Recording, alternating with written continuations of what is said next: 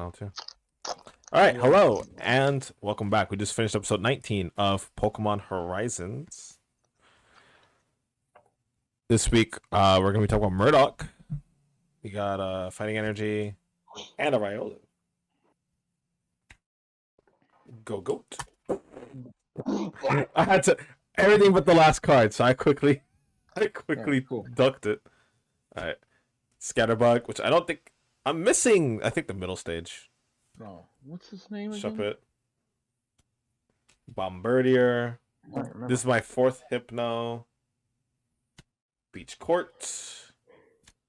Ooh, we got the other Wiglet. Okay. Nice. I think there's like 2 or 3 of them. Okay, we got another Klefki. I really like this one. And our third Meowscarada. All right. We're piling on. Yo, Liko. Meowscarada won. All right, here we go. So we're gonna start with a Fire Energy. Let's go. Rock Ruff, who is shown on the ship this time around. Got a Palmy. You know we love Palmy here. Yeah. A Larvitar. Yep. There's that. Sandy Geist. Not bad. A Pelipper. Oh, that's a good art. That is pretty good. Fletchinder, speaking of good art, that looks pretty cool as well. Yep, like Fletchinder. What is going on in this one? That's another sick art with a Toxicroak. Alright, these arts are pretty nice. Got a Maschiff. Okay. We have a Magnemite to go with that Magneton. And the last card, ooh, it's a Boss's Orders in the holographic. Oh, Boss's Orders. I'll look the one up. Get this on there. All right. So, this is the Murdoch focused episode, and in the next episode, we're going to be looking at Kabu, and Liko and Roy are going to get to know him a little bit better, which is really exciting. But in this episode, we got a little bit of a backstory with him and Mitchell. They used to be partner past years with it's Milk Creamy, right? Yeah, Milcery is the Milcery. And unfortunately, one day it chose to evolve, or it accidentally evolved into the Ruby mix form, which made it more accessible for Murdoch. And then they ended up having a falling out.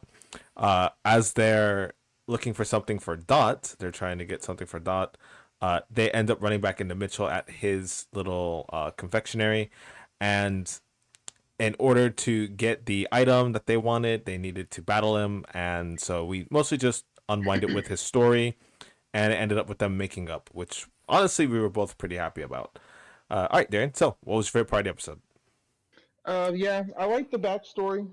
I did call it. I was like, are they gonna get mad because it evolves into one form instead of the other? And it turns out it did. I like the battle itself was interesting, especially when Mitchell did the thing where he combines the cotton spore with the apple acid for like some kind of combined move in a cooking style. And of course, it was nice to see them make up. And towards the end, since we talk about Kabu, I like how he was just kind of just sitting there the whole time. I don't know if he was there the whole time, but Yeah, but that would he have been was kind funny. of just because he's observing. But like you said, the backstories they tell, even on like the fillery episodes, there's always some kind of portions that make them pretty interesting. And this one wasn't too bad to look at.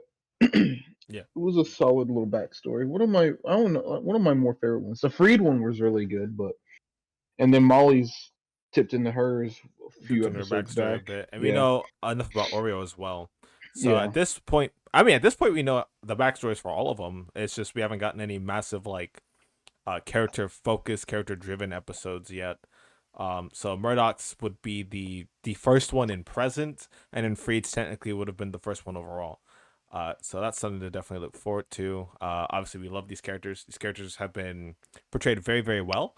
I'm very excited for the next episode though, because they did a really nice cliffhanger introduction to Kabu. I think my favorite part was just being able to talk to Darian about how it's yeah, it's weird for Murdoch, a grown man, to just be trauma dumping on the kids, and he's like, "I'm sorry, that wasn't mature of me," and those little moments, because we are adults at the end of the day. We are watching a general sort of age show. There's some dark stuff in Pokemon. There's some heavier topics.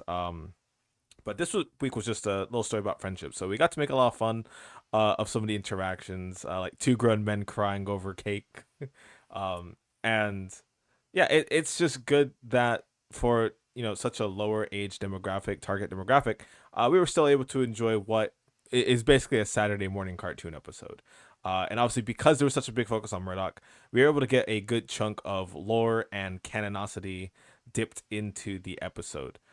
So yeah, that's about it for the episode, though. Anything else that you want to add, Darian? No, just going off what you said, like you said, it just does have that vibe of the Saturday morning cartoon where you get two old friends about a beef they had, and then they squash it and become friends again. So Yeah, lessons to be learned there, really, I'm for the younger audience. super hungry for cake now, dude. I'm gonna call Terry up tomorrow and be like, I need you here. Stat, we're going to Walmart. We're buying You gotta up. get a cake. We're buying You the gonna whole get bakery. you gonna get a strawberry one like they had, or just Yeah, dude. whatever. Yeah. If they have a matcha cake, dude, you know how good matcha cake is with like a nice like vanilla cream or any kind of cream added to it. Dude, that would be so nice. Dude, I don't know where I'll have to go to get that, but that would be cool too. But yeah, it is a shorter episode, so we don't have too much to talk about. We don't really have any note on the explorers. However, Freed did mention that they're going to go to Hammerlock by train. We also found out they were in Motostoke, which is where Kabu is. So we were incorrect saying that we were going straight to Hammerlock last week. But now we're going to have this interesting arc without the Brave Asagi as they travel through Galar. So I'm sure they're going to get up to a lot. There's going to be a lot of events happening in the region since they're not just flying from one destination to another. And they also want to protect Liko's grandma as much as possible by abandoning the Asagi and sort of trekking on foot. So there's a little bit of espionage thrown in there as well. Just the idea of thinking about your opponent's next move. They're still very, very aware that the explorers at any time can come out and attack. Darian, how long do you think it's going to take before we see the explorers again? I'm not sure, and now that you mention it, because abandoning the Great Asagi, you think about Galar's geographics. It's literally Motostoke, the wild area, and Hammerlock. So maybe we'll get Oh, like a that's wild area right. The portion, wild area. I forgot all and about the maybe wild they can area. get just like an ambush in the wild area. So like I said, it's Motostoke, wild area, Hammerlock. So we'll see. Maybe we'll get some kind of episode when they go through the wild area, and maybe the explorers have something planned there. Dude, maybe one of the explorers has like a die band and they just Dynamax their mon. Yeah, That would be maybe. that would be a nuts fight. That'd be Oh, cool if they do a what you call it too, like wait. a little raid layer. Yeah, do you know what would be perfect though? If there was another ancient ball in the wild area. That's just perfect. Makes sense. Yeah, And then maybe they can have a Dynamax battle and then boom, ancient Pokemon comes in and saves the day.